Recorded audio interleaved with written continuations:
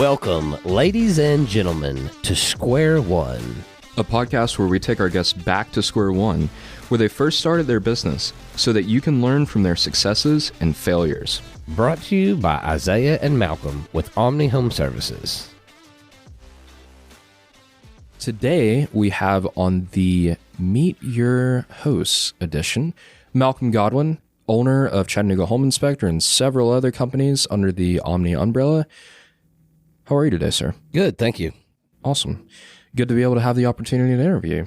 I live a pretty boring life, so I'm just going to tee that up. I would like to welcome Madison McCann with Speakeasy Production as our co-host today. Yes, hello. So, Malcolm, without further ado, let's get into it. Before it all, which would be before Chattanooga Home Inspector, can you tell us just a little bit about your life trajectory and how you got to the point of starting Chattanooga Home Inspector? Yeah, man. So I was actually born in the Middle East. I was born in Riyadh, Saudi Arabia, because my dad and mother were contractors. So for some reason, that was in my blood. Right after high school, I went back to the Middle East. Of course, it was the beginning of the Iraq War, and I spent probably 7 or 8 years in Kuwait and Iraq doing defense work. I was a wheel and track expert, so anything that moved on wheels or tracks, I was your guy. Is there any crazy stories that you have from that time? There has to be. Man, there's a lot of crazy stories. You know, Kuwait was a pretty safe place. Traveling in and out of Iraq kind of sucked. You know, there was one place actually in Ramadi. It was called Fob Falcon when I was there. And oddly enough, Jocko Wilnick and myself were there at the same time. Whoa. Now, granted, we were doing entirely different shit.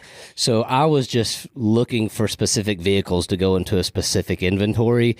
He was doing the crazy shit. So in Iraq, it's not uncommon for you want to go to dinner on Friday, you have to wear full battle rattle because you know you're going to get bombed. It's just a part of it. So that was kind of interesting part of life. But getting to Fob Falcon was really interesting because we took helicopters and, there's 2 helicopters in each, flight. So we land at Falcon because I can see it on a T-wall, and then we take off again. And you can't communicate in the helicopter because we're strapped in so tight, all of our gear's on top of us, and all you can hear is from the engines. So we fly downtown Baghdad, shithole, everything's blown up, and we land at a base that has a fence about the size of my grandmother's picket fence. And I'm like, no, we are not getting off here. We got to go back to Falcon. So they do. And I remember some people just pointing at us. And at that time, I didn't know what it was, but I thought we were being shot at by some rockets. It ends up, it was the anti-flare, missile flares or whatever they're called, going off on the helicopter. And that was a very interesting time. Yeah. Well, yeah. Why'd you stop doing that? Oh, good question. So I was in the Middle East for about 8 years and then worked on the stateside part of defense contracting for enveloping and bringing to market the MRAP vehicle, which is the mine-resistant ambush protected vehicle. If anybody remembers at the beginning time of the war, we didn't have anything armored except for tanks. And then after a certain time, we all started bringing in armored trucks, which were real cool because my job was to teach people how to use them and maintain them. And these are all big diesel, 4-wheel, 6-wheel drive trucks. They're armored. They can withstand a nuclear, biological, chemical attack. They're $1 million a piece. Jeez. And we're taking them off-road, breaking them so we can put them back together and show people how to do it. That was a very rewarding career because we helped the warfighter, no doubt. The problem is defense contracting, and now I'm sure it's super saturated, but a lot of people without the best qualifications got in that job. The pay started going down. And at one point, I was just doing everybody else's job, which is cool with me. But I was like, can I get some of your paycheck? And it wasn't right for us to put out the wrong info to the warfighter. So me and a couple other people just did it all. And I thought to myself, I need a job where the harder I work, the more money I can make. What year was that? That was about 8 years ago. 8 years ago. And then you immediately woke up one day and you were like, you know what I'm going to do? home inspections? No, that's fair. How'd you do that? That's fair. So I'll be honest. A lot of people in our industry say, well, because we love taking care of people and we love homes. I got a good buddy, Doug Edgerton, shout out, that said, hey, man, there's not really any good home inspectors around here. And I knew homes, not to the point where I knew everything about them, but I just went through the school and said, sure, I can do that because I know enough about it. But that's what got me on the path of being a home inspector. Very quickly, I realized that I did like it. It was a lot of fun to, see a very specific problem and diagnose why that problem was there. That was interesting for me. So Chattanooga Home Inspector has been a several-time Best of the Best winning company. And of course, we know that their team there has had a lot of contribution to that success, undoubtedly. But for you personally, what do you think is the secret sauce at Chattanooga Home Inspector? Maybe the reason why the team has experienced so much success? 100% undoubtedly, it's because we found the right people. We found the right leaders. We found the right... Any success that we've created is because of the people on the team. Can you talk about the growth trajectory of Chattanooga Home Inspector and how it got to the point where Drew took over as CEO and you pivoted into Omni? Good question. So the inspection industry is like every industry and it's always evolving, right? So I do see a world where we need to do more than home inspections. And we've got to the point where we kind of have to. After doing 15,000 home inspections, we find something wrong all the time. And guess what? How many times out of 100 do you think it's repaired correctly? Out of 100, maybe 5? That's probably accurate. So we saw a opportunity that we need to work on to provide our customers, our agents, a better solution, a better answer to fix and remediate the problems that we do find. Drew being instated as the CEO is by far the best decision that I've made because he cares more than anybody in the industry to make sure his customers and his agents are going to get what they need. He cares more than anybody else. Shout out to Drew. I mean, he literally has a Chattanooga Home Inspector inspired tattoo. He does. So we find that it's necessary, and it's what I've been working on lately, to bring Omni Home Services to light. Omni Home Services is a powered platform that we offer additional services to our consumers because we don't see the current market helping our customers.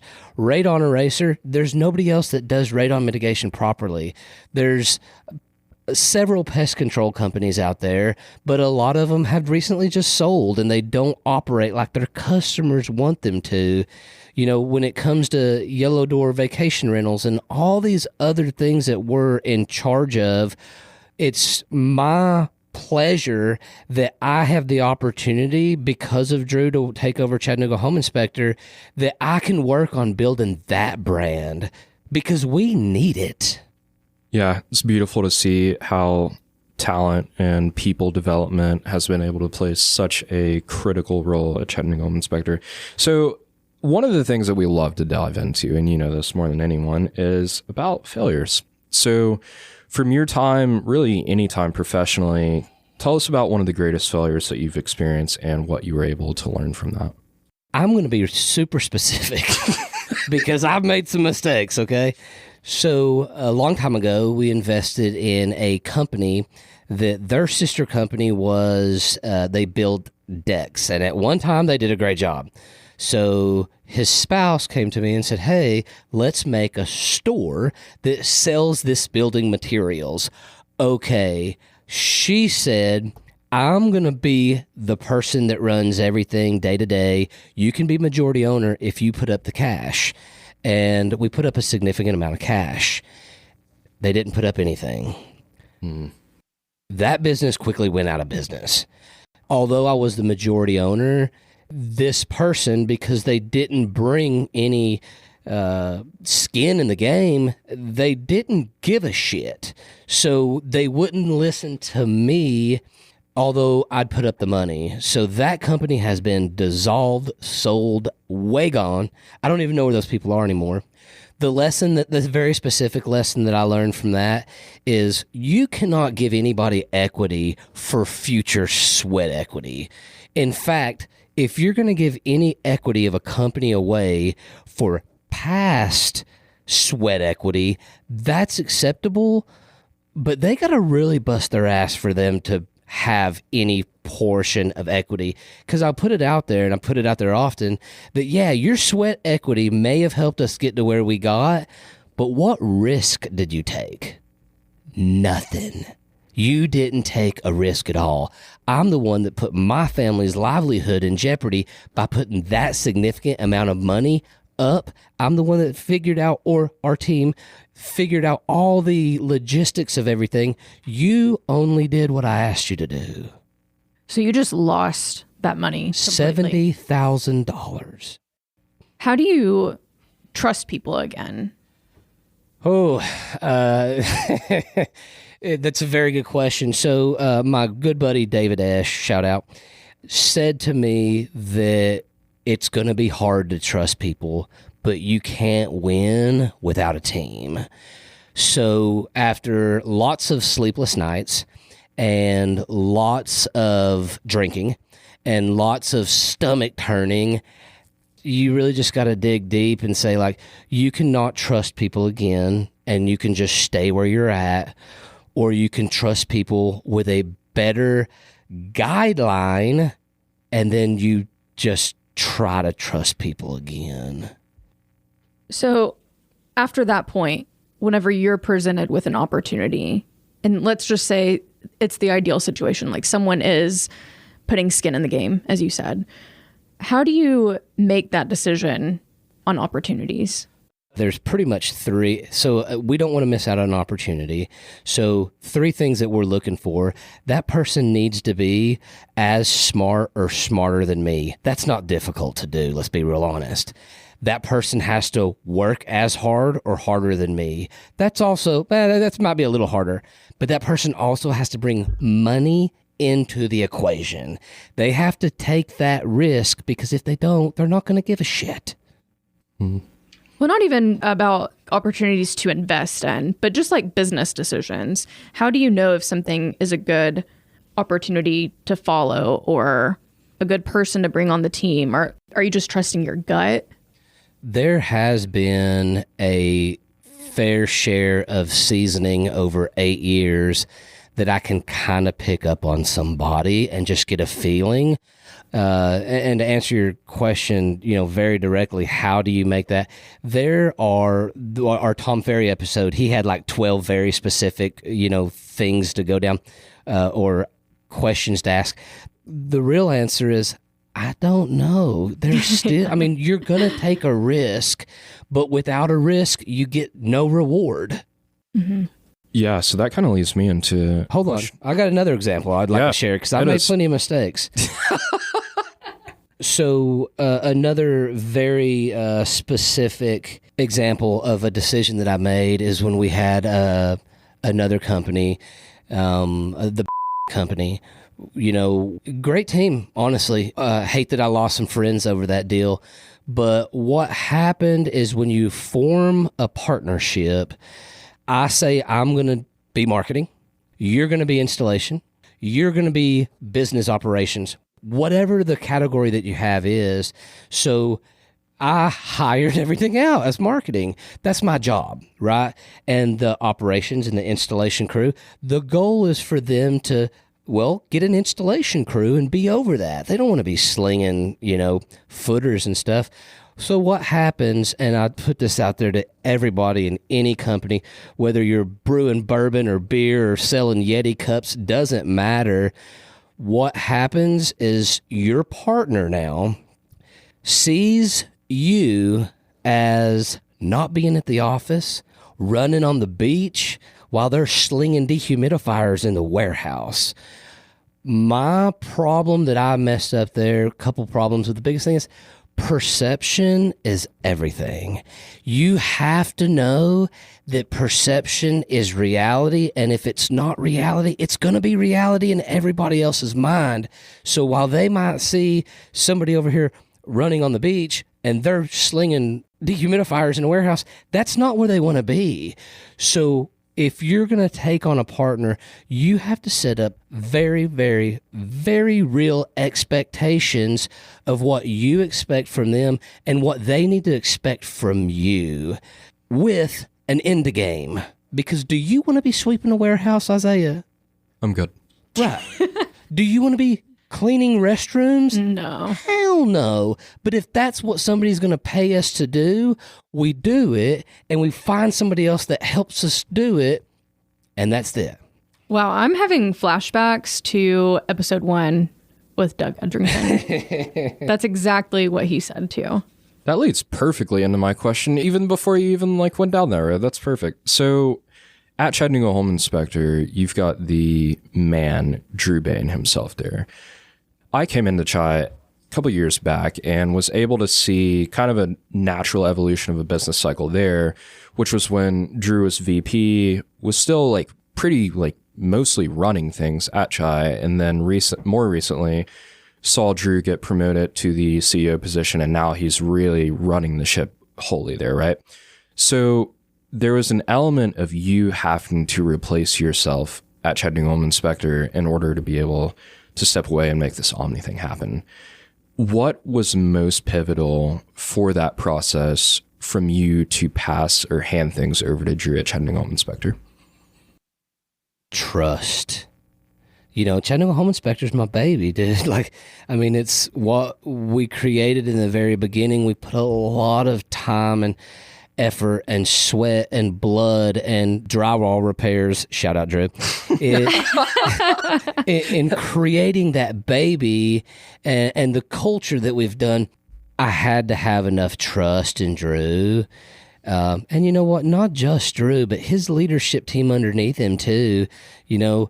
Dustin right now, Daniel. And then if I can't trust Drew to do it, then I'm in the wrong spot. Yeah, that's fair. So pivoting more towards the Omni side now, but really still focused on just business operations. One of the key things about why Omni is able to help people in the way in which it does is the amount of businesses that are under the umbrella at this point. When you look at getting involved with a new business, do you see acquiring a business that's already standing as opposed to maybe helping to seed another business in a certain industry? Is there a certain preference that you have in that arena? I think purchasing a business that's already operational is a lot easier. And I say that because we've started almost every other one except for Elevate. Sean Smith, shout out to you. But it's just so much more difficult getting started that if there's any, budding entrepreneur out there, try to find an operational business, especially one that, maybe granddad's ran and the kids don't want it and it's really just going to shrivel up and die, but they've already got a book of business. They've already got the tools. They've already got the knowledge, the know-how, the name, the account set up with the IRS, all that kind of stuff. The hard part is that. Well, I would assume it's if you need that service and no one else is doing it, then you have to create it. Correct. But ideally, you would first find someone else who's already doing it successfully and just acquire them. Yep. It's been a hellacious time to, establish nuclear pest control. We did try and want to purchase another pest control company, but they wouldn't sell. So what options do we have? Start our own. And that comes with its own difficulties because of state licensing and stuff like that. So that's the fun part. Shout out to Colby. Shout out. You're a man that's seen a lot in business.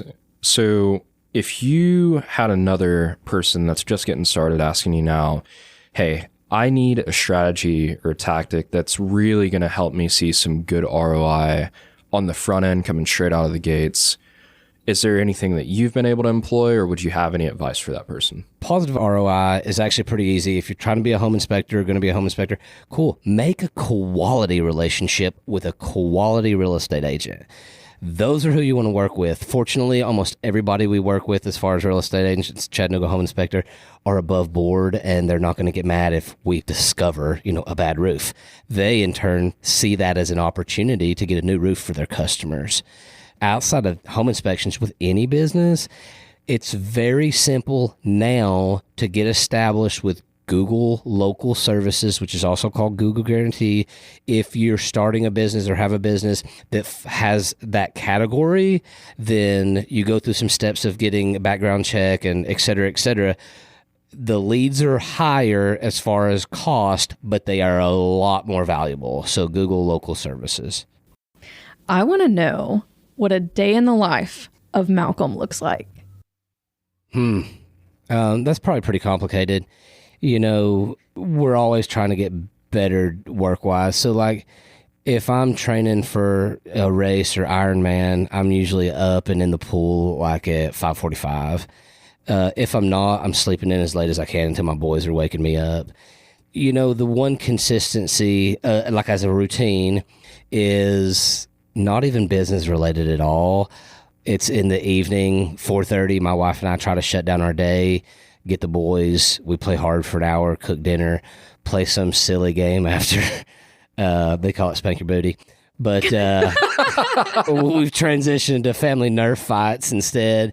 And then we go, bathtub. My boys are 2 and 5, fixing to be 3 and 6. But we do bath time and then story time. And, my wife and I will put one or the other to bed. And, just like rubbing your kid's hair while they fall asleep. And at such a tender age where they want you to do that, it just kind of makes the rest of the day, no matter what you did, worth it. That's awesome.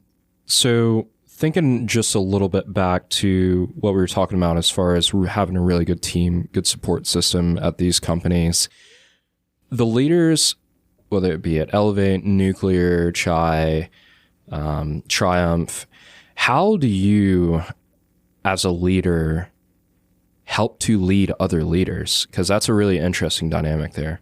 That's a good question. We could all be better leaders. I think even the best leader could be a better leader. The answer is I probably fail at that category. I do as best as I can, try to, develop my leadership skills, because nobody's born a leader, right? You're either born with 10 toes or curly hair or whatever, but you're not born with a leadership acumen. So I think the only thing that I've tried to learn is, really dive into leadership books and principles and practices and conferences and try to empower the leaders to have that opportunity also. That's awesome. Well, speaking of books, do you have any recommendations? I really like Extreme Ownership by Jocko Willink, or Willink. I like anything by Jocko. We went to one of his conferences. It was also really good. And then that's business-wise. I really like, one of the books I've only read more than once was Raising Men by Eric Davis. Compares raising children to being a Navy SEAL. So instead of being covered in sand and water, you're covered in poop and spit up. So that was a really good book for me. You've mentioned your children, but I want to talk about Carrie and how she fits into this, because I think, in my experience, it's really important to have a partner that supports you and your business, because not everyone will get it, that it's always on for you. But I think she owns a business too, right? Yeah, Carrie started Yellow Door Vacation Rentals, which manages short-term rentals here in Chattanooga and the surrounding areas. So can you talk about that relationship, or what listeners, like before they start their business, that their loved ones are equally as invested? A supportive spouse is obviously important, because what they're going to see is your success and your failures. They're going to see that there's not a paycheck that's guaranteed tomorrow or next Friday. They're going to see you crying in your truck because there's no work on the calendar. So somebody that's supportive, and honestly, that can help move that financial piece, because you got to have money to live.